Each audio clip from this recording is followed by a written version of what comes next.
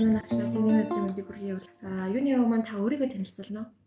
За, намайг Батүлэг гэдэг хэл шинжээч төгсөлч мэрэгчлээ 2005 онд Монгол Улсын их сургуулиуд төгссөн. Та Чойжил Сурам багшийн олимпиадад хэзээ анх оролцож исэн бэ? Ямар амжилт үзүүлж исэн бэ? За 2002 он байсан 1-р курсын оюутан байлаа. Мэргэжлийн оюутны ангилал тэргүүн байцлж ирсэн. 1-р курсын оюутан тийм олимпиадад оролцоод тэргүүн байр эзлэн гэдэг амаргүй байсан баг. Та тэр үеийнхаа дурсамжаа заавалцаач.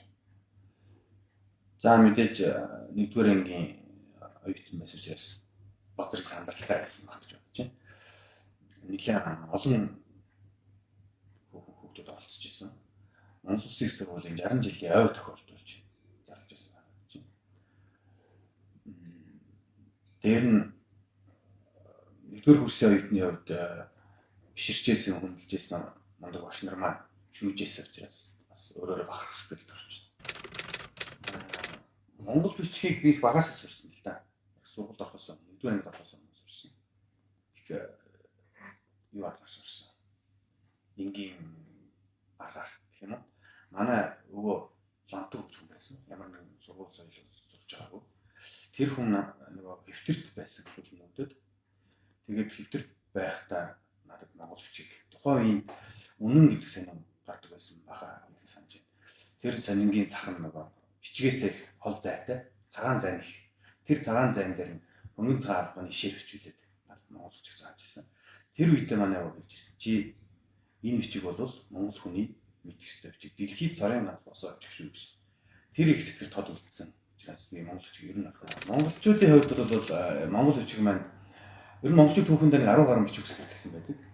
Энэ 10 гаруй бичиг үсгээс хамгийн урт удаан хугацаанд хамгийн өргөн дэлгэр нөлөө дэвсгэр дээр ашигласан хэрэглэсэн бичиг үсэг учраас 1-р монгол бичиг сурах хэрэгтэй гэж боддог.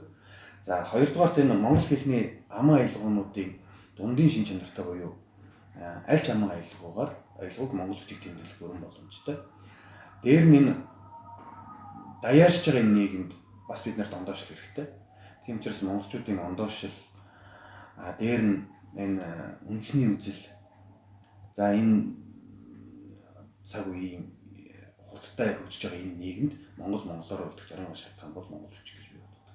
Тийм учраас монгол хүн монгол бичгийг зайлшгүй сурсан байх хэрэгтэй гэж энэ ч утгаараа би бас монгол бичгийг түгээн дэлгэрүүлэх ажилд өөрийнхөө өмнөнийг оруулаад ингэ явж байгаа хүн гэсэн байна. Тухайн үед 21 жилийн олимпиад оюутны ширээнээс энэ олимпиадад оролцож байсан бол өнөөдөр одоо миний шавнар оюутнуудын энэ олимпиадад оролцож байгааг би бас багтаж байна. Тэгээд энэ олимпиадыг доктортай олон жил тууштай зохион байгуулж байгаа та бүхэнд баярлалаа. Ажлын амжилт хүсье. Баярлалаа.